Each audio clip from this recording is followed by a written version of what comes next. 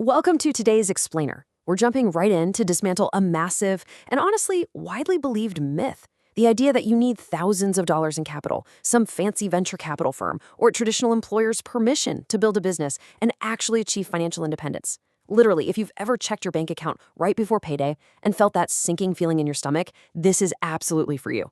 Today, our entire focus is on how to start with $0. We're going to explore some ancient, truly timeless blueprints that prove real ambition, it absolutely doesn't require a bank loan. Think about this for a second. What if the job you're clinging to is the exact thing keeping you small? It's a heavy thought, right? The source material validates this quiet ache perfectly. You know the feeling. That feeling of being gifted but completely unseen, underpaid, and overworked. Every single morning, handing your absolute best hours to someone else's vision, just kind of wondering if there's another way. Well, historical scripture outlines a totally different kind of builder. The text actually call her virtuous. See, she didn't wait around for a job offer. She wasn't just constantly refreshing her inbox, hoping for permission. She simply built, traded, and planted with what she already had in her hands. Let's look at the source's interpretation to see how this reshapes our understanding of what work was originally designed to be. On the left side here, we have our modern mindset.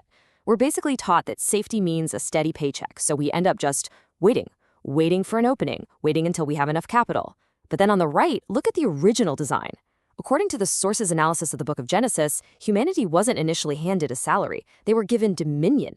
The text strongly suggests that you were created to create. And the source beautifully points out that, hey, employment isn't evil, but a job should just be one stream of income, not your entire river. True ambition isn't about greed. It's about stepping into the authority and dominion you already carry to build something from absolute zero. Let's look at a modern proof of concept. Section 1, Emma's $40 breakthrough, from a quiet ache to multiple streams of income. So, Emma was this completely exhausted office worker who swallowed that quiet ache for 6 straight years. She sat at the same desk, same chair, making just enough to get by, but never really enough to truly breathe, you know?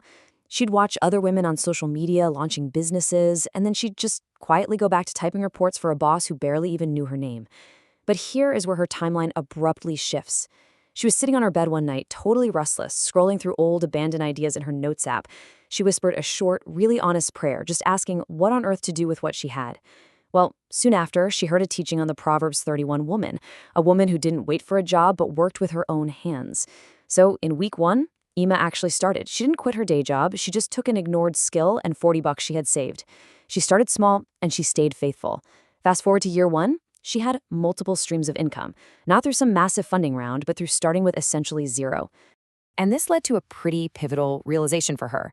She said, maybe I am not behind, maybe I've just been looking in the wrong direction. Boom. Emma stopped waiting for some external opportunity to magically fall into her lap. She stopped waiting to be picked by the job market. She realized she had to just start building with the tiny fraction of resources she already held. Honestly, that mindset shift, that is the absolute key to a $0 startup. Moving into Section 2, 7 blueprints to start small. Biblical precedents for modern entrepreneurs. Okay, let's dive into this. These aren't modern hustle culture trends. They are patterns and archetypes analyzed from scripture that existed way before the word entrepreneur was ever even used. And the single most crucial element to all 7 of these blueprints? $0. Or, as close to zero as you can possibly get. Long before bank loans, venture capital, and angel investors were a thing, the women highlighted in these historical scriptures started with what was right in front of them. No thousands of dollars needed. They started with 0 external funding and just a willing heart. Let's break down the first 3 archetypes. First up, the trader. Proverbs 31 talks about a woman who perceives her merchandise is profitable. Her $0 asset, literally just an eye for value. Today, this looks like reselling, importing, or thrifting. You just need an eye for what people actually want. Next is the seamstress. Exodus 35 describes women spinning yarn with their hands.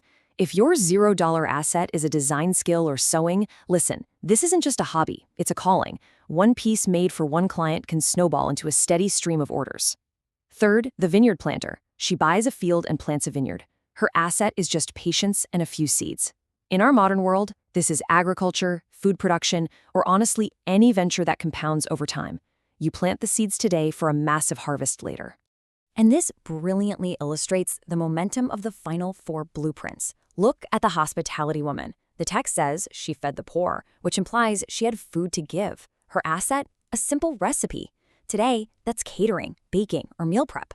Entire incomes have literally been built from one tiny kitchen and one loyal customer. Then we have the wise counselor. She opens her mouth with wisdom. If you have lived experience, your $0 asset is your wisdom. Coaching, consulting, teaching. Your knowledge is incredibly valuable. Next, the craftswoman. Exodus 31 talks about being filled with skill for artistic designs. Creativity is your asset here. Handmade goods, jewelry, candles. If your hands make something beautiful, that is provision just waiting to be packaged. Finally, the household manager. She watches over the ways of her household. Her asset is bringing order to chaos. Today, we call that event planning or virtual assistants. Real order is rare, and people will happily pay you for it.